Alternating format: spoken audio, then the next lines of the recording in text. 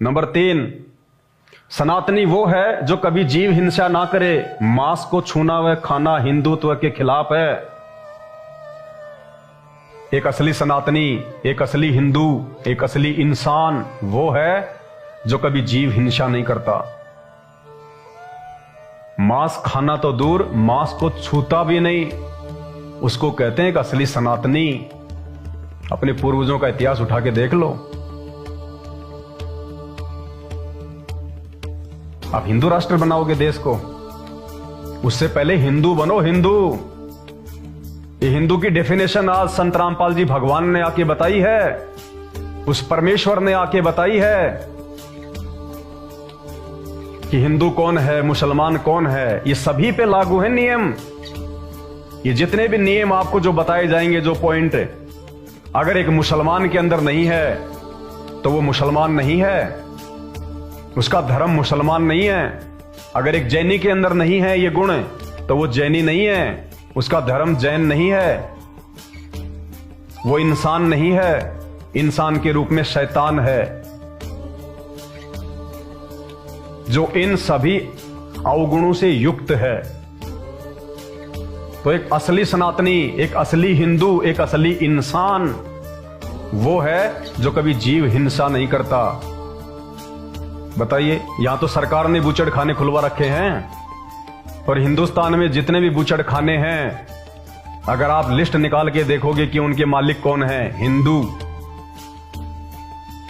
अगर 1000 बूचड़ खाने हिंदुस्तान में हैं तो 900 व्यक्ति जो उनके मालिक हैं वो आपको हिंदू मिलेंगे। कौन सा हिंदू राष्ट्र बनाने की बात कर रहे हैं भाई साहब? क्या सपना देख रहे हैं आप? यह परमेश्वर का विधान है जो शास्त्रों में है।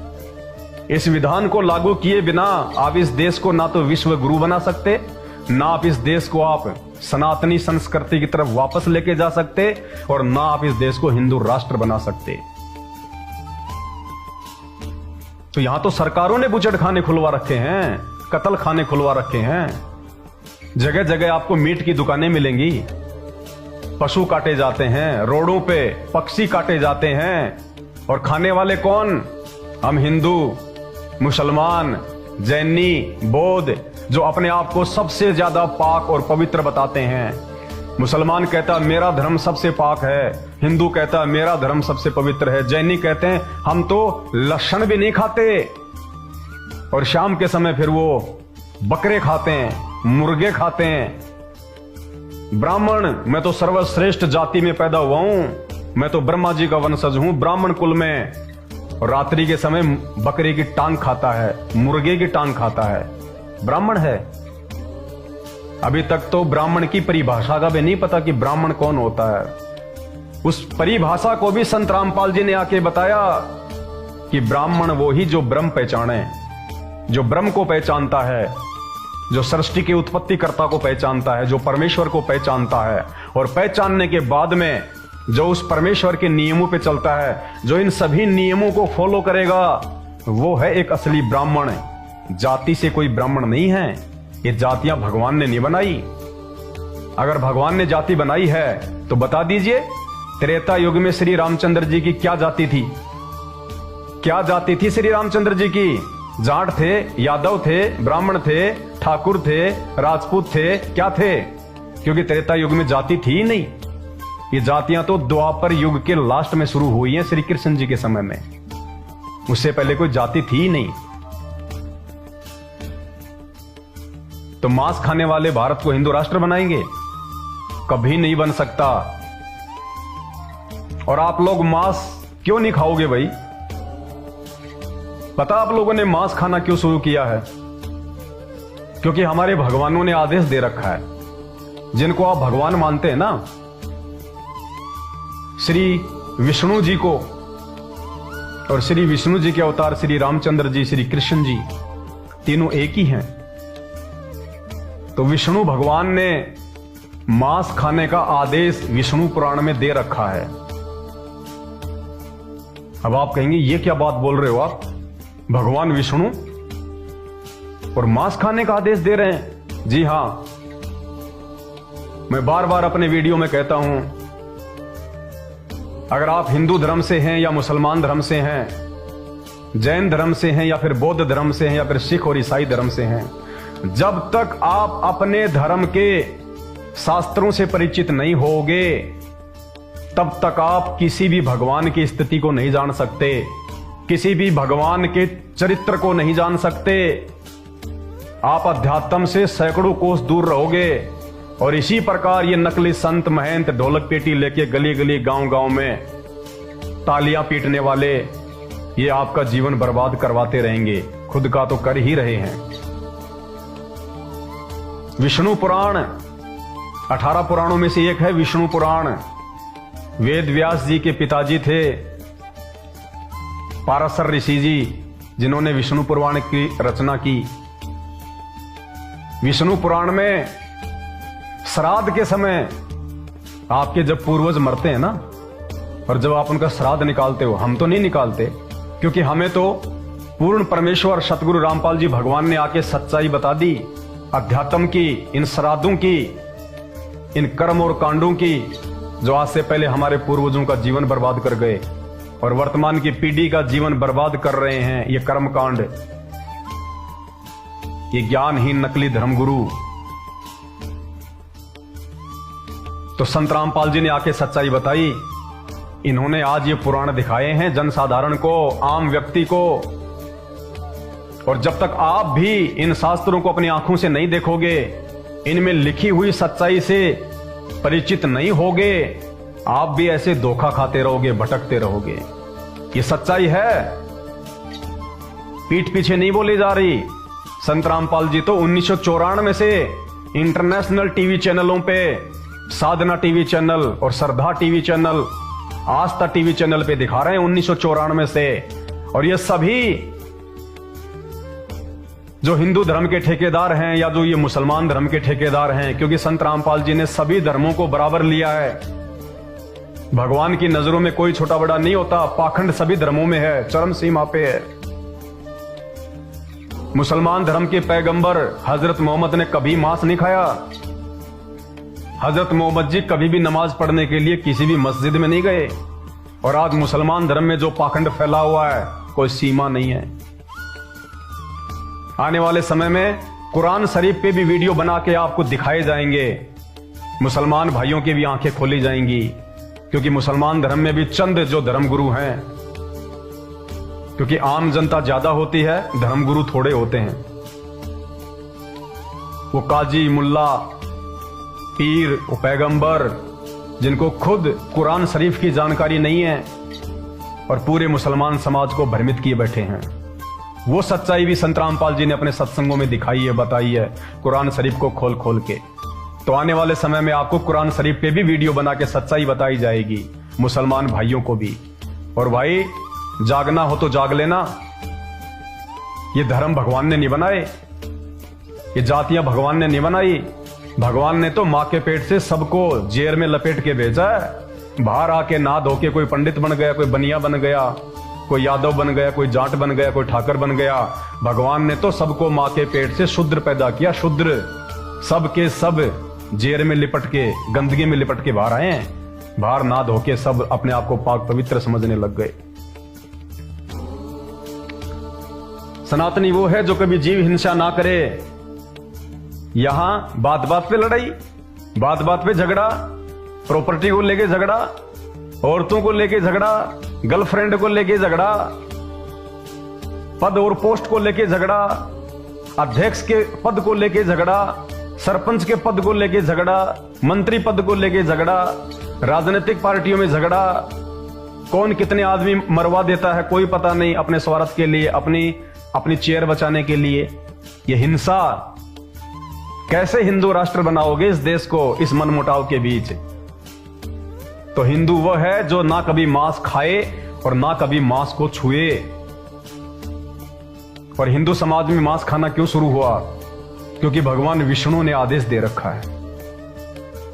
अपनी आंखों से देखोगे तब आपको पता चलेगा, क्योंकि आपने अभी तक ये शास्त्र पढ़े नहीं और इन नकली संतों ने आपको कभी पढ़ाए नहीं। अगर इन शास्त्रों में लिखी हुई ये सच्चाई अगर आपको ये हिंदू धर्म के संत महंत आचार्य शंकराचार्य यदि आपको बता दें, तो आप इनसे सवाल करने लग जाओगे। और ये जो बातें लिखी हुई हैं, इनका जवाब जिन्होंने इन पुराणों को लिखा है, अनुवाद किया है, उनके पास भी नहीं है, तो वर्तमान के इन संतों के पास में कहां से होगा जवाब। तो देखिए, श्री विष्णु पुराण ये तृतीय अंश है, तीसरा अंश है विष्णु पुराण का, और 16वां अध्याय विष्णु पुराण का तीसरा अंश 16वां अध्याय। पेज नंबर देख लीजिएगा, मार्केट से लाके खरीद के 200 रुपए में आएगा। गीता प्रेस गोरखपुर से प्रकाशित है, जो कि हिंदू समाज में सबसे ज्यादा विश्वसनीय है, एथेंटिक है, कोई झुटला नहीं सकता इसको। ये पेज नंबर देखिएगा 219, पेज नंबर 219, तीसरा अंश 16वां अध्याय। क्या लिखा हुआ है यहां पे? श्री पाराशर ऋषि जी ने, जिसने विष्णु पुराण लिखा है, विष्णु भगवान के आदेश से, विष्णु भगवान का ये जीवनी है, ये पूरी उनके विचार हैं विष्णु पुराण में। जैसे ब्रह्मा पुराण में श्री ब्रह्मा जी का पूरा हिसाब है, पूरा उनका खाता है, उनकी जीवनी है, उनके कर्म और कुकर्म है। ऐसे ही विष्णु पुराण में श्री विष्णु जी का पूरा हिसाब किताब है। क्या उनके विचार हैं, क्या उनकी लीलाएं थी, कौन कौन से उन्होंने युद्ध किए, कौन कौन से उन्होंने अच्छे काम किए, सबका जो मटेरियल है वो श्री विष्णु पुराण में है, 16वां अध्याय। और यहां पे ये श्राद्ध के बारे में लिखा हुआ है, श्राद्ध कर्म के विषय में। श्राद्ध कर्म में विहित और अविहित वस्तुओं का विचार। श्राद्ध, किन मूर्खों ने हमारे को श्राद्ध निकालने सिखा दिए? अरे आपके पूर्वज या आप लोग, आप कहते हो कि भगवान विष्णु पूर्ण परमात्मा है, ब्रह्मा जी पूर्ण परमात्मा है, और उनकी भक्ति करके तो हम उनके लोक में चले जाएंगे, बैकुंठ में चले जाएंगे, हमारी मुक्ति हो जाएगी। एक तरफ तो आपके पूर्वज भगवान विष्णु की भक्ति करके विष्णु जी के लोक में चले गए, आप घर पे उनकी फोटो बनवाते हो उनके मरने के बाद, और नीचे लिखते हो हमारे स्वर्गवासी पिताजी, यानी वो स्वर्ग में चले गए, भगवान के पास चले गए, उनकी मुक्ति हो गई। अरे जब मुक्ति हो गई, भगवान के पास वो चले गए, फिर ये श्राद्ध क्यों निकलवाए जा रहे हैं मुक्ति के लिए?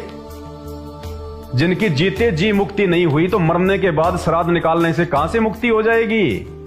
इन नकली ज्ञानहीन धर्म गुरुओं ने, ये सबसे बड़े पाखंडी हैं, समाज के सबसे बड़े दुश्मन हैं ये, जिन्होंने हमारे पूर्वजों को भूत बनवा दिया उल्टी साधना देके। जो व्यक्ति भगवान विष्णु की भक्ति करके विष्णु लोक में गया, मुक्ति हो गई, उसके बाद उसके श्राद्ध क्यों? मुक्ति के लिए, उसकी तृप्ति के लिए, उसकी भूख शांत करने के लिए। अरे भगवान विष्णु के लोक में भी अनाज की कमी है क्या? वहां पे भी खाने दाने की वो कमी है क्या, जो उसकी तृप्ति के लिए आप हर छठे महीने ये श्राद्ध निकालते हो? ये नतीजा है आप और हमारी अज्ञानता का, आप और हमारी उस छोटी सोच का, जो हम संतों के सत्संग नहीं सुनते, जो तत्वदर्शी संत होते हैं। हम कभी अपने शास्त्रों को नहीं पढ़ते, हमने कभी सच्चाई जानने का प्रयास ही नहीं किया, हमने कभी आवश्यकता महसूस ही नहीं की। जैसा इन ज्ञानहीन धर्म गुरुओं ने हमारे को बता दिया, वैसा हमने मान लिया। अरे ये तो देखा देखी हो गई, ये तो अंधविश्वास हो गया। इन्होंने बताया, हमने मान लिया।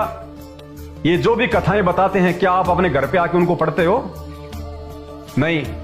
तो इसका नतीजा श्राद्ध हमारे को इस कर्म कांड के अंदर फंसा दिया, सिर्फ अपना पेट भरने के लिए, वो खीर मालपुए खाने के लिए, दान दक्षिणा के चक्कर में। जिस व्यक्ति की भगवान विष्णु की आजीवन भक्ति करते करते मुक्ति नहीं हुई, अब उसके मरने के बाद में, उसके भूत बनने के बाद में ये श्राद्ध निकालने से उसकी मुक्ति होगी। वो खुद अपनी मुक्ति नहीं करवा पाया अपनी भक्ति करके, तुम्हारे द्वारा जो प्रयास किया जाएगा उसकी मुक्ति हो जाएगी? कभी नहीं हो सकती। गरुड़ पुराण को ध्यान से सुनना, उनकी तो दुर्गति होती है नरक में। तो ये श्री विष्णु पुराण पेज नंबर 219, तीसरा अध्याय, तीसरा अंश, 16वां अध्याय। श्राद्ध क्रम में विहित और अविहित वस्तुओं का विचार, यानी भगवान विष्णु के आदेश से पाराशर जी ने यह लिखा है। और क्या कर लिखा है कि जब श्राद्ध निकाले जाते हैं, पाराशर को भी ज्ञान नहीं, क्योंकि बिना तत्वदर्शी संत की शरण में आए ब्रह्मा विष्णु महेश को ज्ञान नहीं हो सकता। पाराशर ऋषि तो कौन से खेत की मूली है। तो ये पाराशर जी के विचार हैं भगवान विष्णु के आदेश से कि श्राद्ध में विहित यानी योग्य और अविहित यानी अयोग्य, यानी श्राद्ध में कौन सी वस्तुओं का प्रयोग करना चाहिए और कौन सी वस्तुओं का प्रयोग नहीं करना चाहिए। क्या लिख रहे हैं?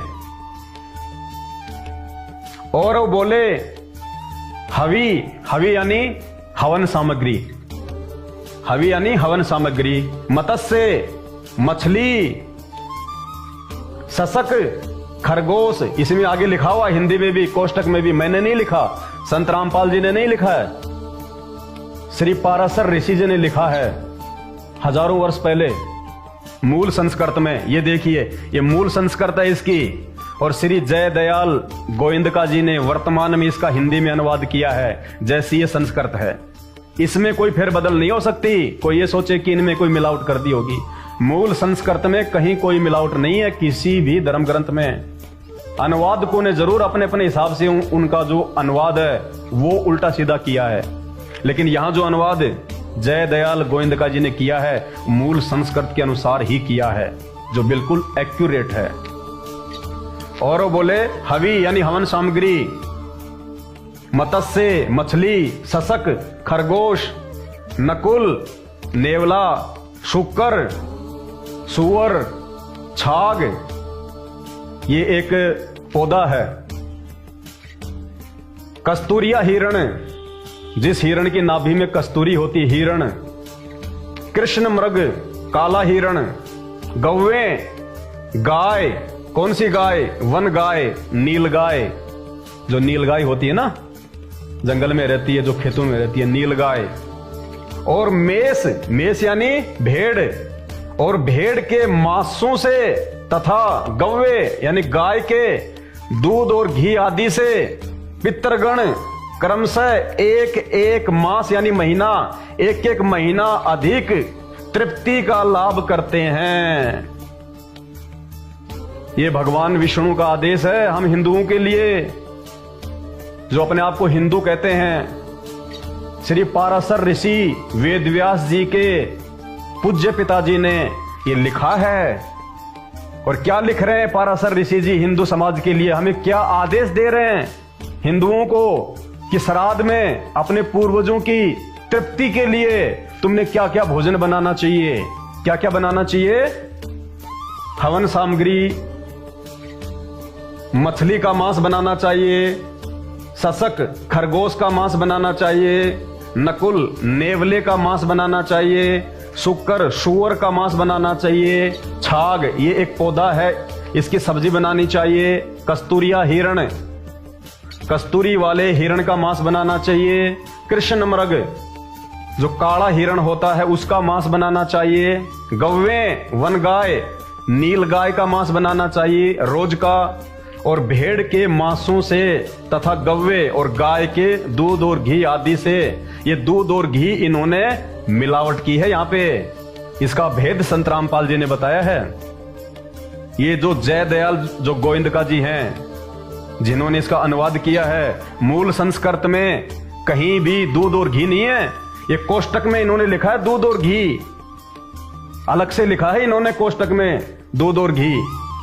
ये देखिए दूध घी आदि, जबकि मूल संस्कृत में कहीं भी दूध और घी का जिक्र नहीं है।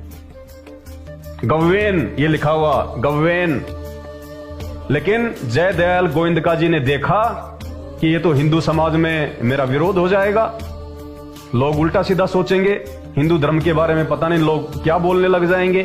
तो जय दयाल गोविंदका जी ने जानबूझ के अपनी तरफ से ये कोष्टक में ये दूध और घी लिख दिया, जबकि पाराशर ऋषि जी ने भगवान विष्णु के आदेश से लिखा है कि गाय का मांस, वन गाय और नील गाय और ये गव्वे गाय का मांस भी भगवान विष्णु ने श्राद्ध में अपने पितरों की तृप्ति के लिए बनाकर उन पंडितों को खिलाने का आदेश दिया है। ये तुम्हारी आंखों के सामने है। सांच को आंच नहीं, हाथ कंगन को आरसी क्या, पढ़े लिखे को फारसी क्या। और उसके बाद भी यदि कोई कहता है कि नहीं, तो उसको तो मोतियाबिंद का रोग हो रहा है। आंखें स्वस्थ लेकिन दिखाई कुछ भी नहीं देता। ये हकीकत है जो संत रामपाल जी ने बताई, आज इस परमेश्वर ने आके बताई है। क्योंकि इन शास्त्रों में लिखी गई वास्तविक जानकारी को केवल परमात्मा बता सकता है। ये नकली संत संस्कृत के ज्ञाता नहीं बता सकते।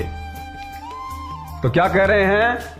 मछली का मांस, खरगोश का मांस, नेवले का मांस, सुअर का मांस, हिरण का मांस, काले हिरण का मांस, वन गाय का मांस, भेड़ का मांस तथा गाय का मांस, ये इनसे, इनके खाने से, श्राद्ध में ये बनाने से पितरगण जो मर गए, पितर क्या है ये? प्रेत, भूत। श्राद्ध किसके निकाले जाते हैं? पंडित कहते हैं ना कि उनकी मुक्ति हो जाएगी। मुक्ति उनकी कौन सी योनि से होगी? प्रेत योनि से। भूत बने फिर रहे हैं वो। ये साफ साफ लिखा हुआ यहां पे। पितरगण मानी जो प्रेत बने हुए हैं, मरने के बाद में जो भूत बने हुए हैं। अरे अगर वो भगवान के लोक में हैं, सकुशल रह रहे हैं, भगवान के बैकुंठ में हैं, तो उनके श्राद्ध निकाल के मुक्ति किसकी करा रहे हो भाई? तो ये शास्त्र बताएंगे आपको कि पितरगण यानी वो प्रेत बने हुए हैं जिनके आप श्राद्ध निकाल रहे हो, जिनके पंडित श्राद्ध निकलवाते हैं उनकी मुक्ति के लिए। तो जो पितरगण हैं, जो प्रेत बने हुए हैं, वो कर्म से एक एक मास यानी एक एक महीना अधिक तृप्ति लाभ करते हैं। यानी नॉर्मल जो तुम खाना बनाते हो ना श्राद्ध में, खीर, पूड़ी, सब्जी, हलवा, कहते हैं उसके बजाय अगर इन जानवरों का मांस बना के श्राद्ध में और यदि खाया जाए और उन पंडितों को खिलाया जाए, तो तुम्हारे जो पितरगण होते हैं ना, वो एक एक महीना ज्यादा तृप्ति महसूस करेंगे, तृप्ति अनुभव करेंगे। हाथ कंगन को आरसी क्या, पढ़े लिखे को फारसी क्या। कैसे आप इस देश को हिंदू राष्ट्र बनाओगे? मेरे हिंदू भाइयों, पहले आप हिंदू तो बन जाओ, पहले आप तो जागो। आप किस दिशा में जा रहे हो? आप क्या कर रहे हो? शास्त्रों में क्या लिखा हुआ है और हम क्या कर रहे हैं? भगवान विष्णु ने तो श्राद्धों में मांस पकाने और खाने का आदेश दे रखा है, और तुम लोग खाली खीर में काम निकाल देते हो। तुम तो भगवान का आदेश भी नहीं मान रहे। तुम काहे के भगवान विष्णु के भगत हो? तुम काहे श्री रामचंद्र जी के भगत हो भाई? भगवान ने तो अपना आदेश दिया है श्राद्ध में मांस पका के खाने का, इन पंडितों को खिलाने का, और तुम खाली खीर में काम निकाल रहे हो। जो भगवान का आदेश नहीं मानता वो भगत नहीं होता। और फिर काहे का तुम हिंदू राष्ट्र बनाओगे भाई? और देखिए आगे, जो पितरगण हैं, ये मांस खाने के बाद क्रम से एक एक महीना अधिक तृप्ति लाभ करते हैं, खुश हो जाते हैं कि हमारे बच्चों ने तो मांस खिला दिया पंडित जी के माध्यम से, पंडित जी ने मांस खा लिया, बस हमारी तृप्ति हो गई। और वारणीगस पक्षी के मांस से सदा तृप्त रहते हैं। एक पक्षी है कोई वार्दिरणस, कहते हैं उसका मांस भी जब खा लेंगे ये पंडित लोग श्राद्ध में, तो कहते हैं देव हमारे जो होते हैं, जो पितृ, वो तृप्त हो जाएंगे। आगे देखिए, इतना ही नहीं, हे नरेश्वर, नरों में ईश्वर, पाराशर जी कह रहे हैं, हे नरेश्वर, श्राद्ध क्रम में, ये देखो लिखा हुआ श्राद्ध क्रम, अगर यहां पे साफ नहीं दिखाई दे रहा है तो 250-300 रुपए का आएगा। मार्केट से जाके गीता प्रेस गोरखपुर से जो प्रकाशित है, जिसके लेखक हैं जयदयाल गोविंदका जी, ले आना। चश्मा लगा के देखना मेरे भाइयों, जागो, गलतफहमी से बाहर निकलो। ये नकली धर्मगुरु हमारा जीवन बर्बाद कर देंगे। जैसे हमारे पूर्वज भूत बना के अब उनके श्राद्ध निकलवा रहे हैं ना, ऐसे हमारे भी श्राद्ध निकलेंगे, फिर भूत बने फिरेंगे। और कहते हैं भूत की योनि बहुत लंबी होती है, 250-300 साल तक भूत बनता है। बहुत भूत की योनि सबसे ज्यादा दुखी योनि होती है। हे नरेश्वर, श्राद्ध क्रम में गेंडे का मांस, ओहो, गेंडे को भी नहीं छोड़ा। बेचारे गेंडे ने किसका क्या बिगाड़ दिया भाई है? तो पाराशर ऋषि जी भगवान विष्णु के आदेश से हम प्राणियों को आदेश दे रहे हैं कि गेंडे का मांस बन जाए तो कहना है क्या श्राद्ध में। ओहो, पंडित जी भी तृप्त और आपके देवता भी तृप्त और आपके उपित्र भी तृप्त। गेंडे तक का मांस श्राद्ध में खाने का और पकाने का आदेश है। हिंदू राष्ट्र बनाएंगे।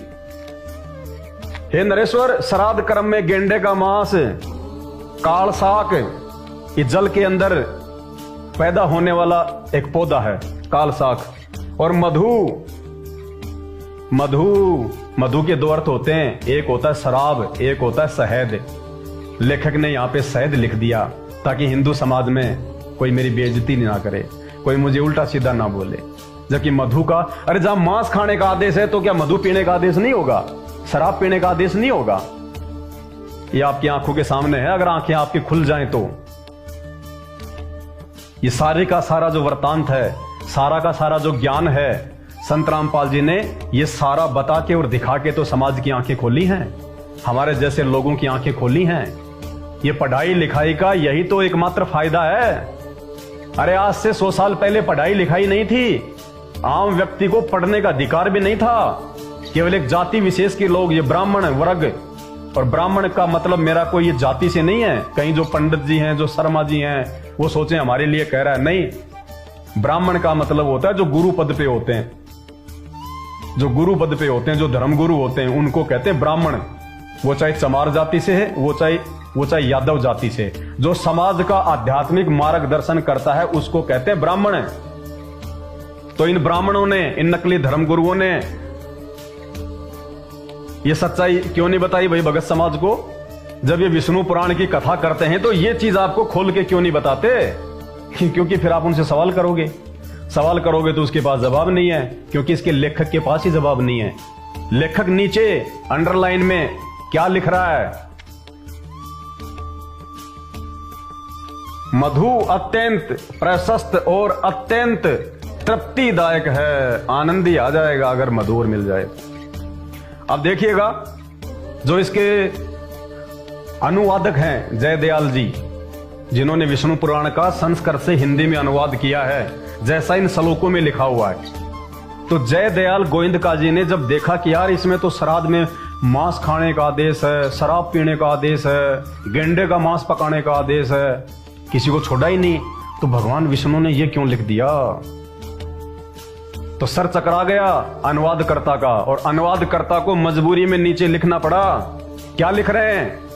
इन 3 श्लोकों का मूल के अनुसार अनुवाद कर दिया गया है। कि भैया मेरी गलती नहीं है, मैंने तो मूल संस्कृत के अनुसार इन तीनों जो ये श्लोक हैं, मैंने तो इनका अनुवाद ऐसे का ऐसा कर दिया, जो जो खाने और पीने का इसमें आदेश दिया भगवान ने। मेरी गलती नहीं है, मेरे को दोष मत देना। इन 3 श्लोकों का मूल के अनुसार अनुवाद कर दिया गया है। आगे क्या कह रहे हैं? समझ में नहीं आता। जयदयाल जी कह रहे हैं कि समझ में नहीं आता कि इस व्यवस्था का क्या रीजन है। यानी श्राद्ध कर्म में गेंडे का, हिरण का, भेड़ का, गाय का मांस पकाने का क्या मतलब है, समझ में नहीं आ रहा। तो मेरे भोले भाइयों, विचार करो।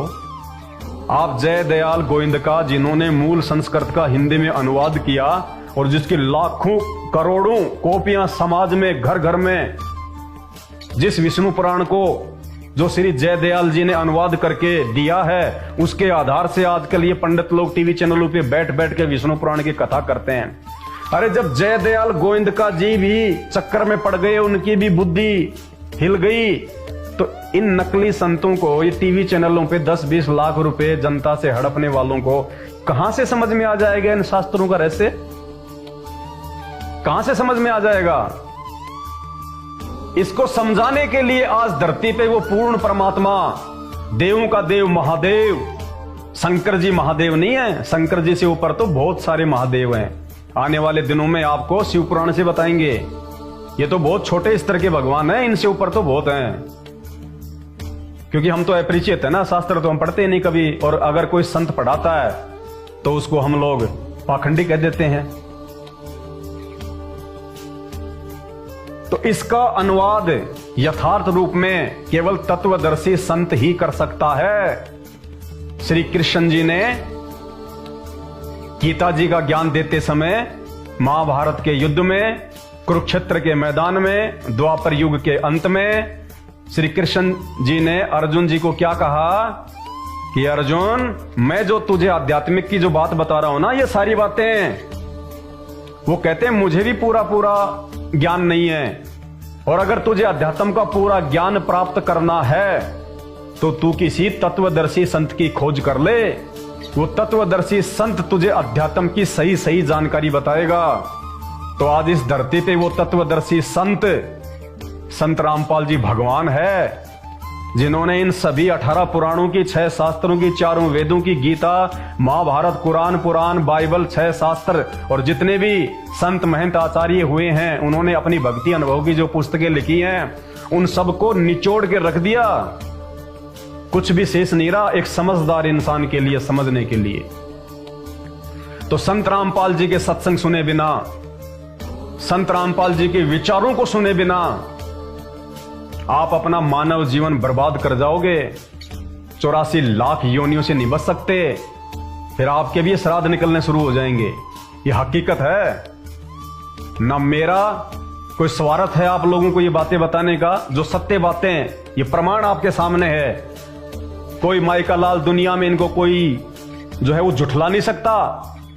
घर घर में रखें, ये हर धर्मगुरु के पास में रखा है ये विष्णु पुराण, और आने वाले समय में आपको जो 18 पुराणों से और जो बताया जाएगा क्या सच्चाई है। तो ये सारी की सारी जो सच्चाई है ये केवल तत्वदर्शी संत बता सकता है। और जब तक मेरे भाई बहनों आप सृष्टि रचना से परिचित नहीं होगे, सृष्टि रचना मतलब पूरे संसार की रचना। संसार केवल ये धरती संसार नहीं है। आपको पता है ये सूरज है, ये कितना बड़ा है। ये तो साइंस भी अपनी पूरी खोजबीन करके हजारों वीडियो बना चुकी है। इस पृथ्वी से 2 लाख गुना बड़ा है सूरज, पृथ्वी से 2 लाख गुना बड़ा। और फिर वैज्ञानिक कहते हैं कि जब हम और ऊपर का अध्ययन करते हैं तो सूरज तो कुछ भी नहीं है, सूरज से भी लाखों लाखों गुना बड़े आकार के पिंड ब्रह्मांड और हैं। ये ब्रह्मा विष्णु महेश जी के लोक तो बहुत छोटे से हैं, स्वर्ग, पृथ्वी और ये पाताल। इसके अलावा बहुत लंबी चौड़ी सृष्टि है। ये तो बहुत छोटा सा विस्तार है ये ब्रह्मा विष्णु महेश जी का, जिसमें पृथ्वी, पाताल, स्वर्गलोक, 14 भवन, गोलोक, ध्रुवलोक, आपकी सप्तपुरी, दुर्गा जी का लोक, ये ब्रह्मलोक सारे आ जाते हैं।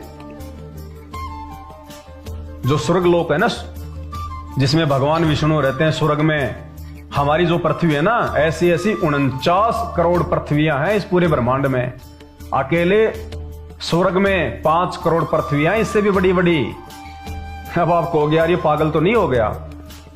शुरू में जब हमने संत रामपाल जी का ज्ञान सुना ना, हमें भी ऐसा ही लगा था कि या तो हम मेंटल हैं जो इनके सत्संग सुन रहे हैं, या फिर ये संत जी मेंटल हैं।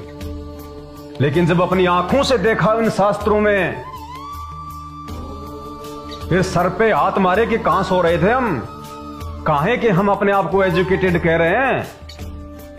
Excuse me, what is your name, ये 4 शब्द अंग्रेजी के पढ़ लेने से हम एजुकेटेड हो गए। पहले जो लोग संस्कृत बोला करते थे बढ़ चढ़ के, आज से 50 साल पहले हम उनको एजुकेटेड माना करते थे। अब संस्कृत का प्रचलन कम हो गया, अब ये अंग्रेजी का चल गया। तो आजकल जो फटाफट अंग्रेजी बोलता है हम उसको ज्यादा बड़ा विद्वान समझने लग गए। किसी भाषा का ज्ञान हो जाने से आदमी विद्वान नहीं होता। आपको अंग्रेजी आ गई, हिंदी आ गई, बाकी भाषाएं तो नहीं आती। 2700 भाषाएं दुनिया में। आपको 4 भाषा आती होंगी, 20 आती होंगी, आपको 100 भाषा आती होंगी ज्यादा से ज्यादा, बाकी 2600 भाषा और बच गई। तो आप विद्वान तो नहीं है ना। जिसको अंग्रेजी आती है उसको पंजाबी नहीं आती, जिसको पंजाबी आती है उसको उर्दू नहीं आती, जिसको उर्दू आती है उसको फारसी नहीं आती। तो काहे का विद्वान। तो भाषा का ज्ञान हो जाने से कोई विद्वान नहीं होता। असल में विद्वान वो है जो इन शास्त्रों का निष्कर्ष निकाल के और इनके अनुसार अपने जीवन को ढाले, इनके अनुसार अपना जीवन जिए, अपना आध्यात्मिक जीवन जिए, उसको कहते हैं विद्वान। जिसको अपने धर्मशास्त्रों की जानकारी नहीं है, जिसको ये नहीं पता कि मुझे शरीर किस लिए मिला है, खाने कमाने के लिए नहीं मिला। जानवर भी करते हैं ये काम, तो बच्चे पैदा करना, बच्चों का पालन पोषण करना, एक रोटी के टुकड़े के लिए सारा दिन भटकते रहना। इंसान भी पूरा जीवन रोटी के टुकड़े के लिए भटकता रहता है, और एक दिन वो जानवर मर जाता है, इंसान भी मर जाता है। क्या फायदा फिर। अगर जानवर की तरह आए और चले गए तो क्या फायदा फिर ये अनमोल मानव शरीर प्राप्त करने का जो भगवान ने दिया है। कहते माता पिता मिल जाएंगे 1,84 माही, पर सतगुरु की सेवा और भक्ति फेर मिलन की नाई।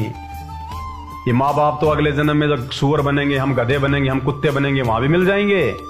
लेकिन सुअर, गधे और कुत्ते के जीवन में ये सच्चा सतगुरु और ये आध्यात्मिक ज्ञान, भगवान और भक्ति और मुक्ति, ये उन अन्य योनियों में नहीं मिल सकती। इसलिए इस मानव शरीर को सबसे ज्यादा प्रधानता दी गई है, क्योंकि ये समझ सकता है। कोई समझाए तो, जानवर नहीं समझ सकता। आप चाहे कितना उसको गीता पढ़ाओ, कितना आप उसको शास्त्र पढ़ाओ, वो नहीं समझ सकता। तो आज इस पूरी पृथ्वी पे संत रामपाल जी पूर्ण संत हैं, पूर्ण संत। हिंदुस्तान में जितने भी संत, महंत, शंकराचार्य, मठाधीश हैं, एकमात्र संत रामपाल जी को छोड़ के, और हिंदुस्तानी नहीं, हर धर्म